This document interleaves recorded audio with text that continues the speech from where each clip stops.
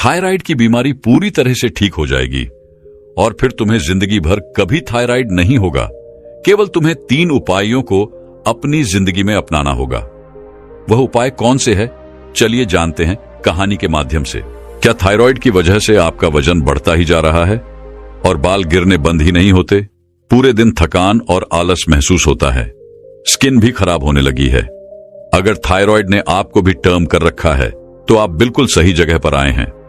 आप जानेंगे अपने 3 सबसे बड़े दुश्मनों के बारे में जो आपके थायराइड की प्रॉब्लम को दिन पर दिन अंदर ही अंदर बढ़ा रहे हैं। और घर में बैठे बैठे 3 महीनों में थायराइड रिवर्सल विश्वास नहीं होता ना? मुझे भी नहीं हुआ था, लेकिन आप खुद टेस्ट कर सकते हैं।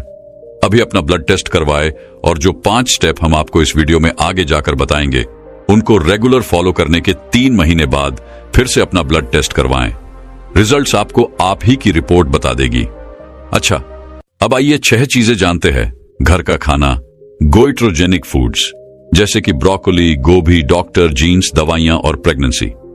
आपको आइडेंटिफाई करना है कि ये 6 में से आपके 3 दुश्मन कौन हैं जो आपके थायराइड को ठीक नहीं होने दे रहे। पहला, सबसे बड़ा दुश्मन घर का खाना।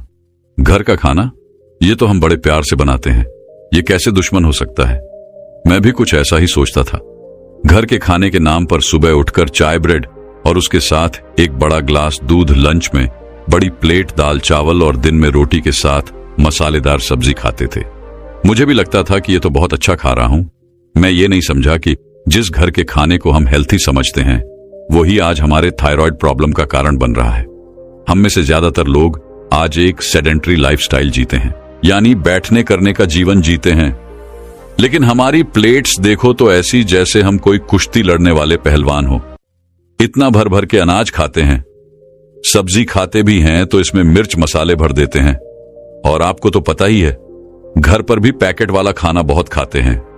नमकीन, बिस्कुट, स्नैक्स, नूडल्स, वो सब जो हमें मां प्रकृति से सीधा सीधा नहीं मिलता। सुबह से लेकर रात तक खाते ही रहते हैं।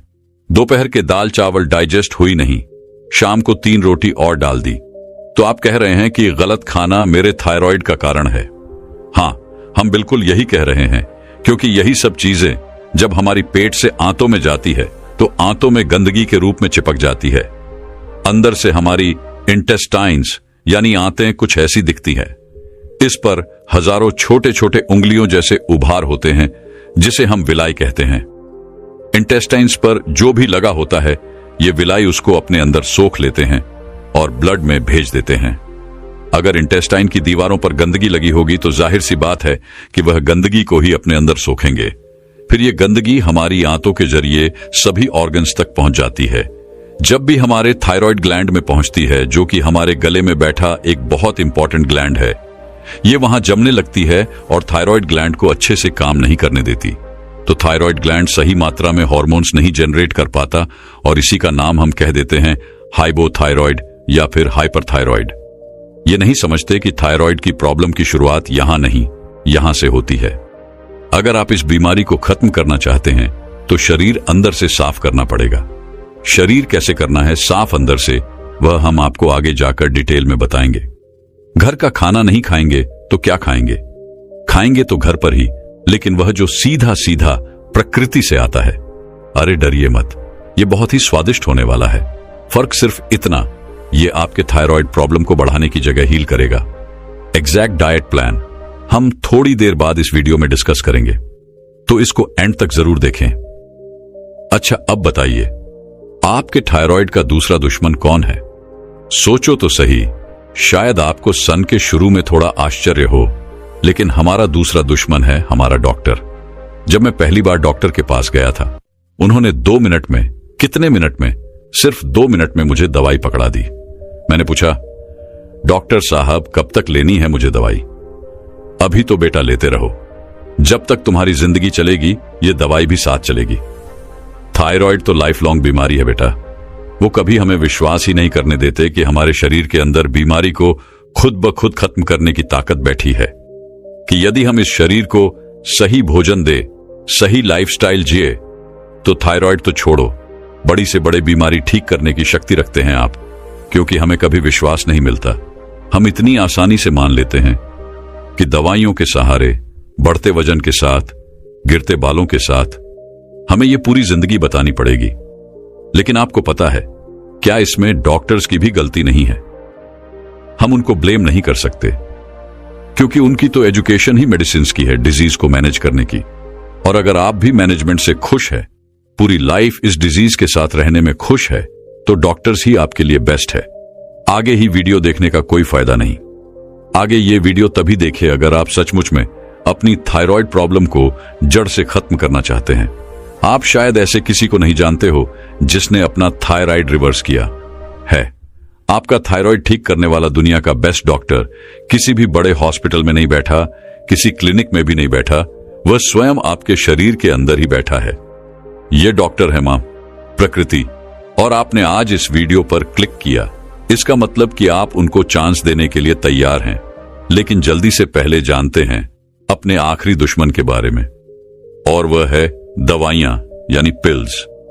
मैं अपनी लाइफ के 5 साल मानो दवाइयों के हाथ में एक पपेट थी। थायराइड हो गया, कोई बात नहीं, दवाई खाओ। ये लोग 4 टेस्ट और करवा लेंगे। अच्छा, थायराइड की वजह से बाल गिरने लग गए, कोई बात नहीं, ये लो और दवाई खाओ। अच्छा, थायराइड की वजह से पिंपल्स आने लग गए, कोई बात नहीं, ये लो एक और दवाई। अच्छा, अब पीरियड्स भी टाइम पर नहीं आते तो क्या हुआ? ये लो एक और दवाई खाओ। अच्छा, पीसीओडी भी हो गया, कोई बात नहीं, एक और दवाई खाओ। बट मेरा आपसे एक सवाल है, दवाई लेके तो प्रॉब्लम रुक जानी चाहिए ना, लेकिन रुकना तो दूर की बात, दवाई उस प्रॉब्लम को और बढ़ने से रोक भी नहीं पाती। जैसे जैसे हम दवाई लेते रहते हैं, प्रॉब्लम और बढ़ती जाती है। हम ये नहीं बोल रहे कि दवाई छोड़ो, हम बोल रहे हैं कि अपने भोजन और जीवन शैली को अपनी दवाई बनाओ, क्योंकि इनमें और सिर्फ इनमें आपके थायराइड को जड़ से खत्म करने की ताकत है। तो क्या हम दवाई एकदम से छोड़ दें? नहीं, इस वीडियो को एंड तक देखिए, हम आपको आगे जाकर बताएंगे आपको एग्जैक्टली क्या करना है। चलिए अब बढ़ते हैं अपने थायराइड रिवर्सल प्लान पर। आपको 5 स्टेप्स फॉलो करने हैं। एक और बात, चाहे आपको हाइपरथाइरॉइड है या हाइपोथाइरॉइड, यह प्लान दोनों ही केसेस के लिए इफेक्टिव हैं। आइए पहले स्टेप पर बढ़ते हैं, और वह है सात्विक फूड प्लान यानी सात्विक भोजन प्रक्रिया। डाइट प्लान पर बढ़ने से पहले कुछ सिद्धांतों को समझना बहुत जरूरी है। आपके भोजन में 4 गुण होने चाहिए, और यह है लिविंग फूड। ऐसा खाना खाओ जिसमें लाइफ हो, जिसमें जान हो, जैसे कि फ्रूट्स, वेजिटेबल्स, स्प्राउट्स और ग्रेन्स। मरा हुआ खाना, वह जो पैकेट बॉटल डब्बे में बंद आता है, यह हमारे शरीर को अंदर से गंदा करता है और थायराइड प्रॉब्लम को बढ़ाता है। W यानी होलसेल खाने को उसी रूप में खाइए जिस रूप में मां प्रकृति आपको देती है। सफेद चावल, सफेद चीनी, तेल, मैदा, सूजी, बिना चोकर का आटा, यह सब रिफाइंड फूड है। इसकी जगह होलसेल फूड खाइए, ब्राउन राइस, चोकर सहित आटा और खजूर या गुड़। P यानी प्लान वेस्ट, ऐसा कोई खाना न ले जो जानवरों से आता हो। मांस, मछली, अंडे, दूध या दूध से बनी चीजें वह लेना है जो पेड़ पौधों से आता है। दूध और दूध से बनी चीजें पचाने में बहुत मुश्किल होती है और थायराइड रिवर्सल में बाधा बन जाती है। वाटर रिच यानी ज्यादा से ज्यादा ऐसा खाना खाना है जिसमें रस हो, जब पानी से भरा हो। एक हीरे को जूसी में डाल के देखिए, उसमें से कितना जूस बनेगा। क्या कभी ब्रेड को डाल के जूस बनेगा? नहीं, क्योंकि उसमें कोई पानी रस से है ही नहीं। वाटर रिच फूड आपकी बॉडी में सफाई का काम करता है, टॉक्सिन्स को निकालता है और थायराइड को ठीक करता है। तो ये हो गए हमारे 4 फूड प्रिंसिपल्स, 4 सिद्धांत। अब बढ़ते हैं अपने थायराइड रिवर्सल डाइट प्लान पर। तो दिन में 4 मेन मील सजेस्ट करते हैं। सुबह का डिटॉक्स जूस, नाश्ता, लंच और डिनर। आइए सुबह के डिटॉक्स जूस से शुरुआत करें, जिससे आप सुबह उठने की थोड़ी देर बाद ले सकते हैं। क्या आप गेस कर सकते हैं यह कौन सा जूस है? एक ऐसा जूस जो बहुत ही डिटॉक्सिफाइंग है। जैसे ही यह आपकी बॉडी में एंटर करता है, मैग्नेट की तरह सारी गंदगी को अपनी तरफ खींचने लगता है, और जब निकलता है तो सारी गंदगी को अपने साथ लेके निकलता है। थायराइड ठीक करता है, एक्सेस वेट को तो वो घटाता है, स्किन को साफ करता है, कॉन्स्टिपेशन दूर करता है। यह है सफेद पेटे का जूस। इसको इंग्लिश में अस्कार्ड भी कहते हैं। यह बाहर से ग्रीन, अंदर से वाइट होता है। इसका छिलका और बीज निकालना बहुत जरूरी है, वरना आपका जूस कड़वा टेस्ट करेगा इनको निकालकर पेठे को कट कर लीजिए और जूस निकाल लीजिए। जूस निकालते समय इसमें मुट्ठी भर धनिया पत्ती भी मिला लीजिए। धनिया थायराइड के लिए बहुत फायदेमंद है। जूसर ना हो तो मिक्सी में ब्लेंड करके भी ये जूस बना सकते हैं। सादर अपनी मिक्सी में कटा हुआ पेठा और धनिया डाल दें और मिक्स करके छान लें। सफेद पेठा आपको किसी भी सब्जी वाले के पास मिल जाएगा। नहीं मिले तो चिंता नहीं, आप किसी भी दूसरी सब्जी का जूस लीजिए, घीरे का जूस, और इसमें धनिया मिला लीजिए या फिर नारियल पानी भी ले सकते हैं। एक और बात ध्यान रखिएगा, जूस पीने के लगभग 1.5-2 घंटे तक कुछ नहीं खाना, क्योंकि यह जूस शरीर में सफाई का काम कर रहा है। कुछ खाएंगे तो सफाई रुक जाएगी। लगभग 10 बजे नाश्ते में आप एक प्लेट मौसम का फल ले लीजिए। आपको जो फल पसंद हो वह खाएं। तरबूज, खरबूजा, पपीता, आम, सेब, अनार, जो भी आपको आसानी से मिल जाए। आप पूछेंगे फलों को मिक्स करके भी खा सकते हैं क्या? देखिए, सबसे अच्छा तो यह है कि आप एक बार में एक ही फल खाएं, लेकिन ऐसा नहीं सोचना कि अरे फलों को तो मिक्स ही नहीं कर सकते, तो चलो आलू के पराठे खा लेते हैं। नहीं, इससे बेहतर तो फलों को मिक्स कर लो। लेकिन जब आप मिक्स भी करते हैं तो एक जैसे प्रकार की फल साथ खाएं। मीठे और खट्टे फल साथ में ना मिलाएं।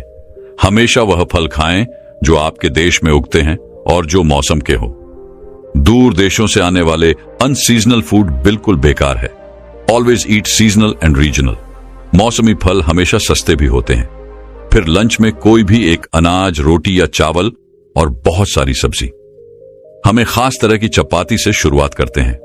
ये पूरी तरह गेहूं की जगह आधी गेहूं और आधी सब्जी से बनती है। आप किसी भी सब्जी की चपाती बना के खा सकते हैं। खीरे की चपाती, पालक, घी या गाजर चपाती के साथ आती है सब्जी।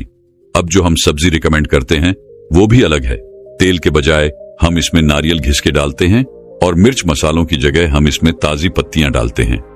एक और बात, एक बार में एक ही अनाज खाए, 1 ग्रेन प्रति मील। ऐसा नहीं 2-2, 3-3 अनाज मिला के खा रहे हैं। दाल रोटी की जगह सब्जी रोटी खानी है। दाल चावल की जगह सब्जी चावल खाने हैं। मल्टीग्रेन आटा बिल्कुल बेकार, प्रकृति ने हमें दिया ही नहीं। राजमा, चना, छोला बिल्कुल नहीं खाना, कम से कम तब तक जब तक आप पूरी तरह ठीक नहीं हो जाते, क्योंकि इनको डाइजेस्ट करना बहुत मुश्किल होता है। फिर डिनर में लीजिए सैलड या सूप। आपको शायद लगे ये तो अभी जो मैं कर रहा हूं उससे बहुत अलग है। हां जी, अलग तो होगा ही। यदि आप वही चीजें करते रहेंगे जो पहले करते थे तो थायराइड की बीमारी खत्म कैसे होगी? लेकिन चिंता ना करें, आपको इसमें बहुत ही जल्द बहुत मजा आने लगेगा। पहले मैं पैकेट में मिलने वाले बिस्कुट बहुत खाता था। बिस्कुट को मैंने स्विच किया नारियल की गिरी से। जब भी मंचिंग का मन करे तो 4-5 नारियल की गिरी खा लें। यह एक परफेक्ट स्नैक है।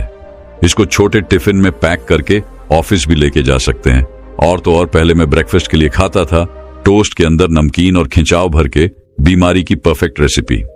इसको मैंने स्विच किया एक बड़ी प्लेट फल के साथ। पैकेज जूस को स्विच करो फ्रेश जूस से। सफेद चावल को स्विच करो ब्राउन चावल से। सफेद चीनी तो एक जहर है, स्लो पॉइजन। इसकी जगह लीजिए खजूर या फिर गुड़। तेल की जगह अपनी सब्जी में कच्चे नारियल की गिरी खिस के डालिए। यह अपने खुद का तेल छोड़ देती है। पहले मुझे दूध से बनी चीजें भी बहुत पसंद थी, पनीर, मक्खन, घी।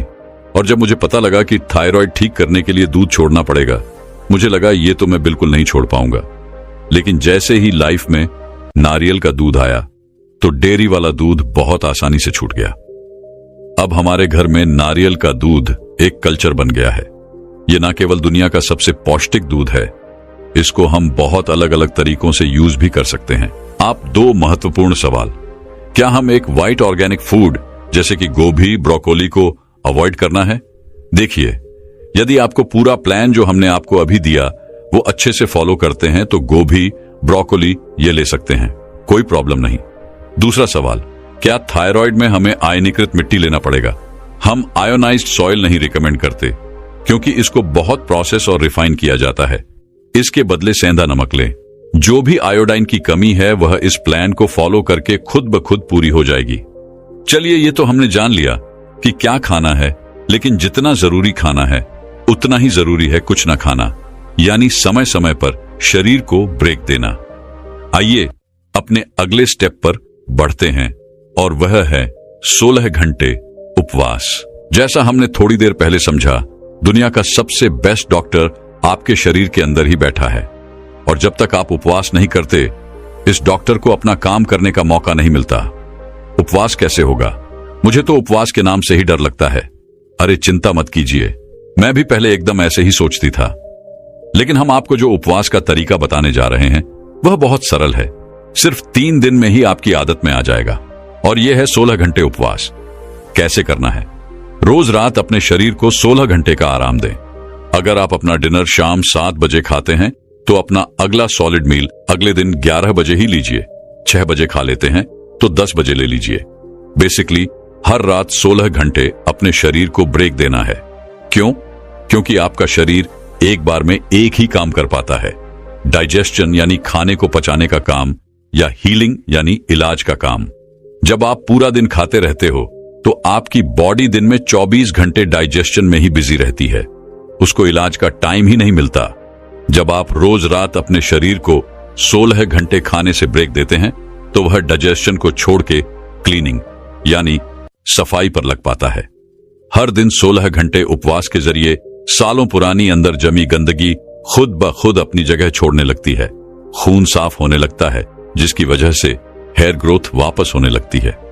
वजन ज्यादा है तो वह कम होने लगता है। एनर्जी बढ़ जाती है। थायराइड ग्लैंड की काम करने की क्षमता बढ़ जाती है। आप करके देखिए, आप खुद महसूस करेंगे उपवास दुनिया की किसी भी दवाई से ज्यादा पावरफुल है।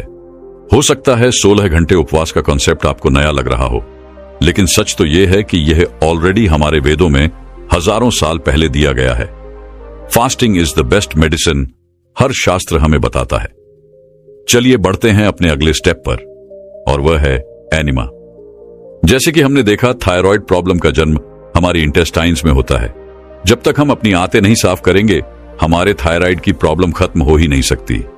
नीम का एक ऐसा तरीका है जिससे हम अपनी इंटेस्टाइन्स में 5 से 7 मिनट के लिए पानी होल्ड करते हैं, और धीरे धीरे ये पानी अंदर से हमें सारी गंदगी को अपनी तरफ खींचने लगता है।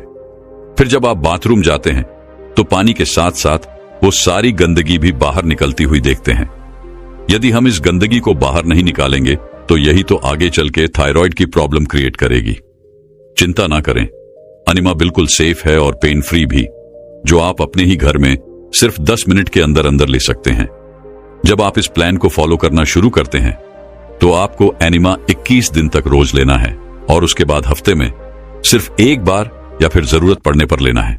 चलिए अब अपने चौथे स्टेप पर बढ़ते हैं, और वह है ठंडी पट्टी। आपको बेसिकली एक कॉटन की पट्टी लेनी है और ठंडे पानी में भिगोकर पेट, गले और माथे पर लपेटनी है। इसको करीब आधा घंटा लगा के रखना है। इससे क्या होता है, इसको लगाने से आपकी बॉडी में 2 तापमान मेंटेन होते हैं। जहां ये पट्टी लगाई है वो पार्ट्स ठंडे हो जाते हैं और बाकी बॉडी गर्म। जब एक समय में 2 तापमान मेंटेन होते हैं तो हमारा ब्लड सर्कुलेशन बढ़ जाता है। ब्लड के साथ साथ गंदगी भी सर्कुलेट होने लगती है और बाहर निकलने के लिए तैयार होती है। इसको लगाने से आपके थायराइड ग्लैंड की काम करने की क्षमता यानी एफिशिएंसी भी बढ़ती है। पहले जो वह हार्मोन्स नहीं जनरेट कर पाता था, अब वह धीरे धीरे करने लगेगा। ठंडी पट्टी आपको शुरू के 3 महीने रोज लगानी है, एक बार सुबह और एक बार शाम। 3 महीने बाद रोज नहीं लगानी, सिर्फ जरूरत पड़ने पर लगानी है। सर्दियों के मौसम में इसको स्किप कर दें, बाकी सब स्टेप्स फॉलो करें। चलिए अब बस एक लास्ट और फाइनल स्टेप बचा है, और वह है आउटडोर एक्सरसाइज। एक्सरसाइज थायराइड के लिए बहुत बहुत जरूरी है। जब हम पूरे दिन एक जगह बैठे रहते हैं, हिलते नहीं, तो धीरे धीरे हमारे थायराइड ग्लैंड में एक्टिविटी बंद हो जाती है और वह सड़ने लगता है।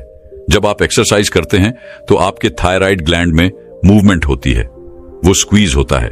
एक तरह से उसकी भी एक्सरसाइज हो जाती है और धीरे धीरे वो हार्मोन्स जनरेट करना स्टार्ट कर देता है। आपको जो करना है वो करो। Brisk walking, jogging, cycling, dancing 2 condition है। रोज कम से कम 1 घंटा करनी है और एक्सरसाइज के बाद पसीना आना चाहिए। ऐसा नहीं कि आपने धीरे धीरे पार्क के 3 चक्कर लगा लिए और आप उसको एक्सरसाइज कह दें। नहीं, 2 और बातें। यह एक्सरसाइज बाहर सुबह की धूप में करो और एक्सरसाइज करते समय नाक से लंबी गहरी सांस लेते रहो। ऐसा करने से आपको सन ब्रीदिंग और प्राणायाम का बेनिफिट ऑटोमेटिकली मिल जाएगा। अगर मोटे पॉलिस्टर या नायलॉन के कपड़े पहन के एक्सरसाइज करोगे तो ना धूप का फायदा मिलेगा ना हवा का। पतले कॉटन के कपड़े पहन के करो। जैसे ही आप इन 5 स्टेप्स को साथ में फॉलो करने लगेंगे, आपका रिवर्सल शुरू हो जाएगा और रिजल्ट्स आपको आप ही की रिपोर्ट बता देगी। अब हमें पता है कि आपके मन में बहुत सारे सवाल आ रहे होंगे। आइए आपके हर सवाल का जवाब देते हैं। पहला सवाल, मेरे थायराइड को रिवर्स होने में कितना समय लगेगा? देखिए, हम आपको अपने अनुभव से बताते हैं कि लगभग 21 दिन में रीडिंग्स कम होनी शुरू हो जाती है, लेकिन पूरी तरह से रिवर्स होने में 3 से 4 महीने लग जाते हैं। हो सकता है कि आप में से कुछ लोगों को इससे थोड़ा कम समय लगे तो कुछ को थोड़ा ज्यादा। यह डिपेंड करता है कि बीमारी कितनी पुरानी है। इसकी ज्यादा फिक्र न करें। दूसरा सवाल, हम दवाई कैसे छोड़े? देखिए, जब आप यह लाइफस्टाइल फॉलो करना शुरू करेंगे तो आपकी दवाई की जरूरत ही खत्म होने लगेगी, क्योंकि जो काम दवाइयां आर्टिफिशियली कर रही थी वो आपके फूड और लाइफस्टाइल ने नेचुरली कर दिया। तो जैसे जैसे आपके TSH लेवल्स नॉर्मल आते हैं, वैसे वैसे दवाई कम करते जाएं, एकदम से ना छोड़े। हम रिकमेंड करते हैं कि आपके जो भी मेडिकल डॉक्टर हैं, आप उनकी सलाह लेकर ही दवाई कम करें। हम यकीन से कह सकते हैं कि अगर आपने यह प्लान रिलीजियसली फॉलो किया तो आप मेडिसिन फ्री और डिजीज फ्री लाइफ जरूर जिएंगे। तो चलिए अब अगली कहानी की ओर बढ़ते हैं। क्या आप गैस और एसिडिटी से हमेशा के लिए छुटकारा पाना चाहते हैं? सुबह सुबह मेथी दाने वाला पानी, जीरे के साथ कुछ गर्म पानी, कुछ ना मिले तो इस सब गोल, वरना एसिडिटी की दवाई। क्या आप भी इनमें से कुछ ना कुछ ट्राई करते रहते हैं?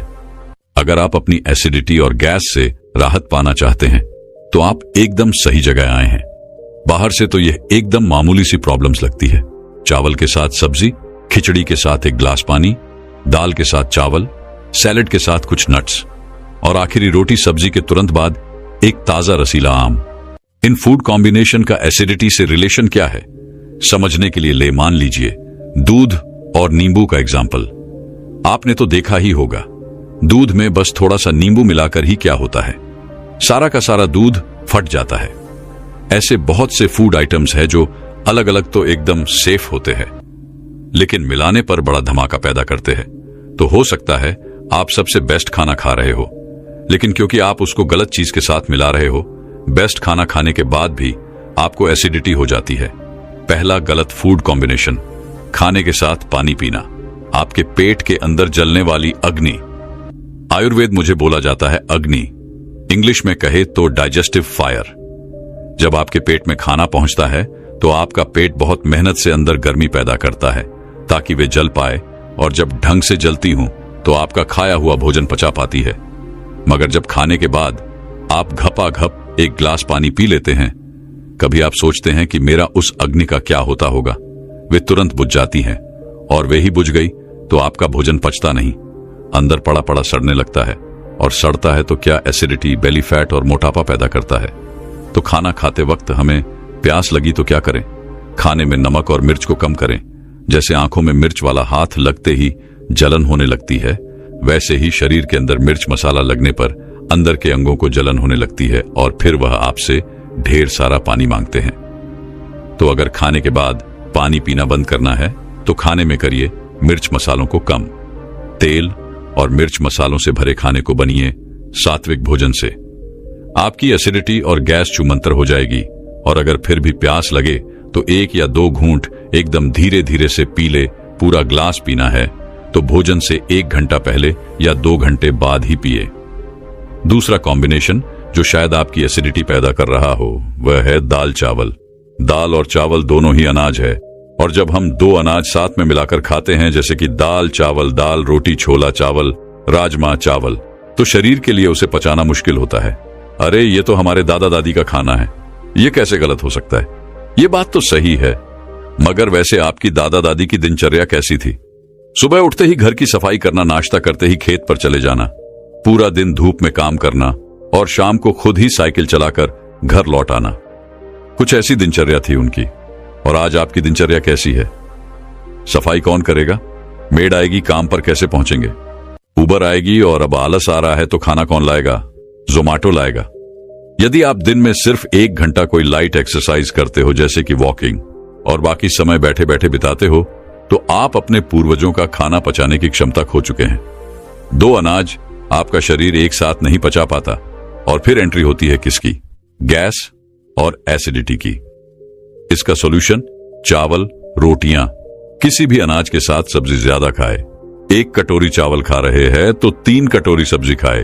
1 रोटी खा रहे हैं तो साथ में 2 कटोरी सब्जी खाए। ये एक स्विच से आप अपनी गैस और एसिडिटी की प्रॉब्लम को जाता हुआ देखोगे।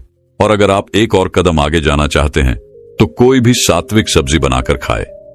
हमने अलग अलग सात्विक सब्जी बनाने की विधि इस चैनल पर दी है, पर रूल याद रखें, 1 कटोरी अनाज तो 3 कटोरी सब्जी। आइए रिपीट करिए मेरे साथ, 1 कटोरी अनाज तो 3 कटोरी सब्जी। अगर बाय चांस इसके बाद में आपको एसिडिटी रहती है तो हफ्ता का स्तन रोटी को पूरी तरह बंद करके सिर्फ सब्जी खाए। कुछ लोगों के साथ ऐसा होता है कि उनको रोटी सूट नहीं करती और वही गैस पैदा करती है। तीसरा गलत कॉम्बिनेशन, अनाज के बाद फल खाना। इससे क्या होता है, आइए एग्जाम्पल से समझते हैं। मान लीजिए एक पतली सी गली है और आप स्कूटर पर हैं। इस खाली गली को तो आप झट से 1 मिनट में पार कर दोगे, मगर अब अगर इस गली में बड़ा सा ट्रक आ जाए तो क्या होगा? फिर तो फंस गए आप। अगर ये ट्रक एकदम धीरे धीरे चले तो आप वहीं खड़े उसके पीछे फंस जाओगे और फिर गुस्से में खड़े वहीं सड़ने लगोगे। बस कुछ ऐसी ही है अनाज और फल की कहानी। अनाज होते हैं ट्रक जैसे, धीरे धीरे आपके डाइजेस्टिव सिस्टम से गुजरते हैं, और फल होते हैं स्कूटर जैसे लाइट और फास्ट। अगर अनाज वाला खाना खाते ही वह रसीला आम, संतरा या अंगूर खा लिए तो वह फल वही खाने के पीछे फंस जाएंगे और फर्मेंट होकर सड़ने लगेंगे और गैस और ब्लोटिंग पैदा करेंगे। तो अभी तक हमने सीखी ऐसी 3 हैबिट्स जो एसिडिटी को आपसे दूर रखेगी। खाने के साथ पानी ना पिएं, पीना है तो 1 घंटा पहले या 2 घंटे बाद ही पिएं। 2 अनाज साथ में ना मिलाएं और अनाज और फलों में दूरी बनाएं। अब हम आपके साथ शेयर करना चाहेंगे 3 बोनस टिप्स। पहली टिप, बनाना स्टेम जूस। इसको सुबह नाश्ते से 2 घंटे पहले 1 ग्लास पी लीजिए। इसको बनाने का तरीका क्या है? बनाना स्टेम ले लीजिए। ये किसी भी सब्जी वाले के पास आपको मिल जाने चाहिए। उसके बाहरी छिलके को ऐसे निकाल दें और इस अंदर के रॉड वाले पार्ट को काटकर मिक्सी में चला दें। थोड़े पानी की जरूरत पड़ सकती है। अगर बनाना स्टेप ना हो तो आश्कार जूस भी ले सकते हैं।